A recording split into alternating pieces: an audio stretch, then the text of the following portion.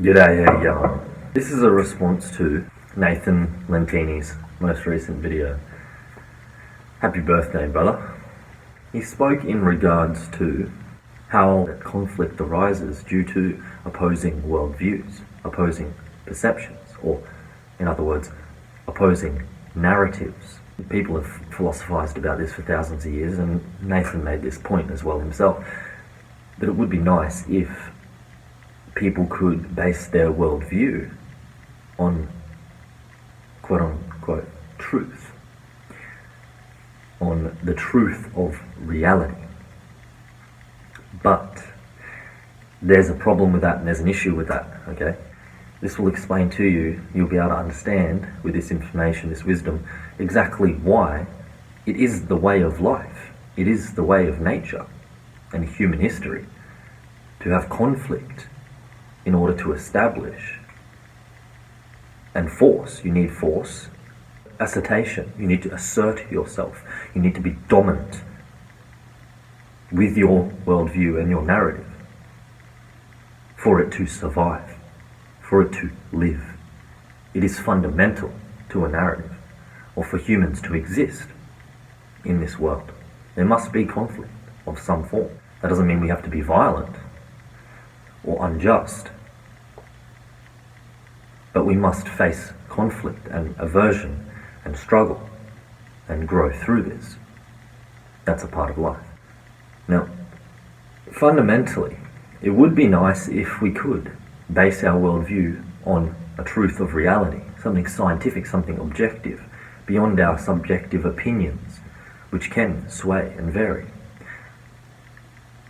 Hypothetically, if we all were able to do this, we could have a truth, okay, of reality, which is reflective and aligned with each and all individuals' perspective of that reality. If we all saw the same truth of reality, and we based our perspective of reality on that truth, then we would all share the same worldview, and there would be no conflict, because we would all share the same perspective, the same story. The reason this can't happen, the reason this is ultimately a utopic delusion, a noble one, a righteous one. Okay? I'm not bashing on the righteous and noble intentions of a world without conflict. That would be a beautiful thing, supposedly. It seems like it would be a nice thing.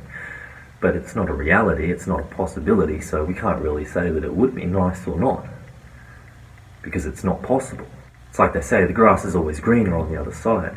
The old Billy Goats and the troll under the bridge, you know. But at the end of the day, you don't really want to cross the bridge, because the grass always seems greener on the other side. So as soon as you get over, you want to cross back. So we think, oh, a world without conflict, that would be nicer than this world that we have without conflict, or with conflict. But it actually wouldn't. It's just that delusion that we just see the grass on the other side of the bridge and we're like, oh, it's greener over there. It would be nice if there was no conflict. Wow, that would be really good. Instead of learning to appreciate the conflict, to accept the conflict of life, the natural conflicts, the yin and the yang, the light and the dark, the natural harmony and balance of conflict. That conflict, that chaos, it is the harmony, it is the order. You can't have order without that conflict. And the reason why, okay? Up until this point, it might just sound like, oh, I'm making logical theories, and it sounds, you know, sounds kind of convincing what I have to say, but this is a fact, okay, and you can understand it as a fact in this following manner. There will never be a point at which humans can agree on a truth of reality, because that will allow them to align their worldviews with that perceived truth of reality, because a truth of reality reality itself, truth. Everything and anything that could possibly be perceived as a concept and thus held within the minds of human beings exists within a narrative, a story, the worldview. So that means the truths of reality are only truths of reality in the worldview that says that they're truths of reality. Ultimately, the real truth of reality, the actual ultimate truth, the essence of existence and reality, the Creator's Spirit that runs through all things and animates all things, it's without words. It has no story. There is no story or words or worldview which can correctly interpret and express reality, because reality is beyond words. But our perceptions of reality only exist inside our words. So all stories and all perceptions of reality are automatically incorrect. Even scientific truths, even objective facts and logical proofs of reality that cannot be denied, are only so in the worldview, in the narrative, in the story in which the scientific method is applied and objective, rational, logical processes to come to conclusions from premises that allows one to have some form of perceived truth of reality, some accepted worldview that can be collectively accepted. It can only be collectively accepted as a reality, a truth of reality, in the story in which it is a truth of reality. So, again, fundamentally, the actual truth of reality, the only one truth of reality, is you can't say what it is. That's the only truth of reality. You'll never be able to say what it actually is. No words can actually grasp it. Reality is like water, and you've got like a fishing net. Words are like fishing nets, okay? And reality is water. It just goes straight through the words. Reality just transcends the words. It just falls straight through. No words can catch reality and put it in a box and say, look, this is what it is. Because again, reality doesn't have any words. As soon as we have words and story and narrative, that's inside our head. So our whole perception of reality, our lives that we live, the world we live within, and the truths and the falsehoods within that world that we live within, all exist in our thoughts, in the words, in the narrative, in the story we tell ourselves in our heads. But the actual real world out there, it doesn't have any names or labels or words or anything. There's no story, there's no narrative, there's no time, there's no space, there's no phenomena, there's no quality at all. It's just reality. It's just what it is. And you can't say what it is.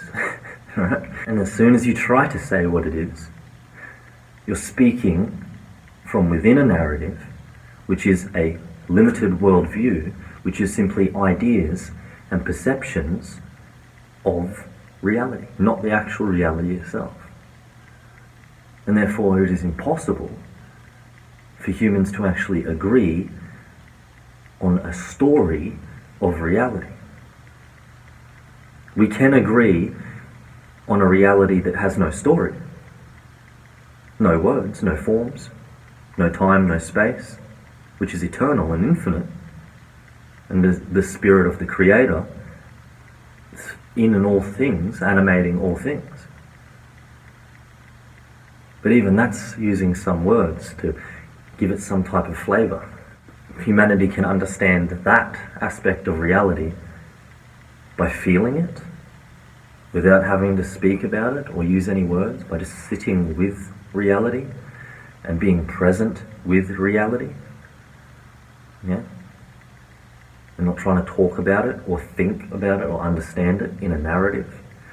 Well, then it's possible humans could have a shared reality that's beyond words, beyond concepts, beyond truth and falsehood.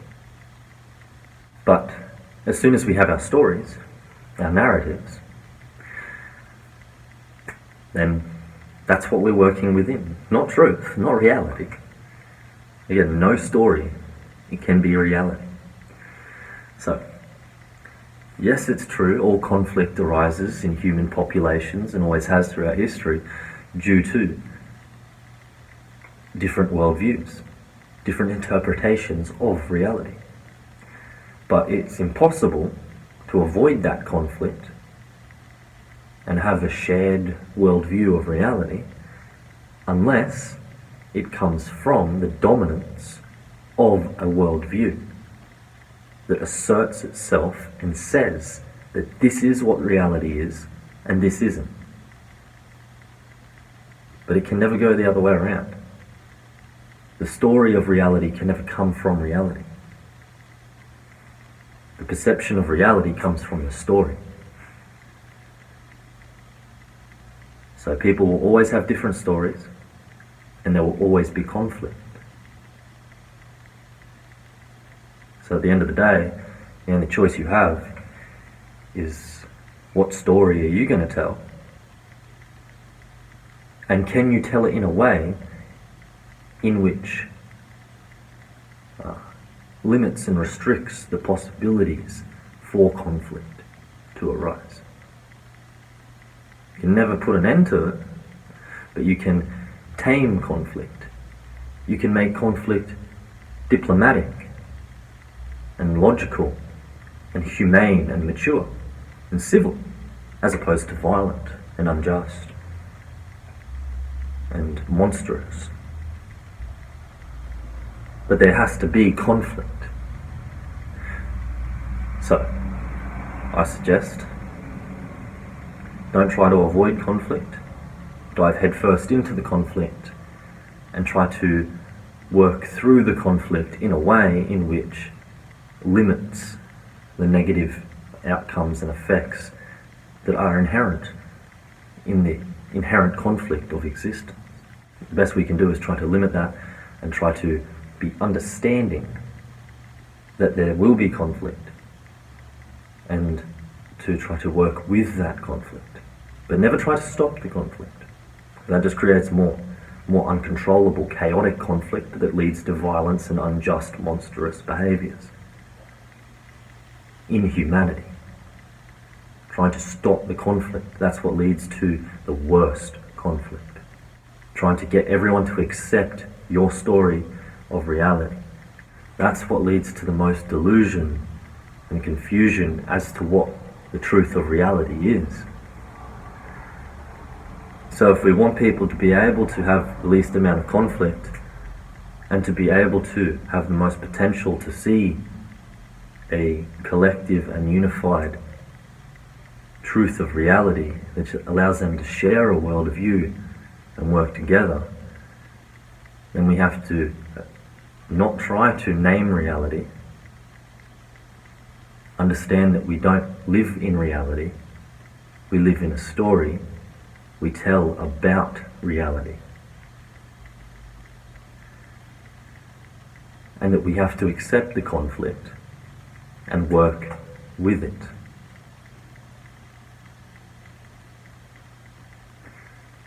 Take it easy.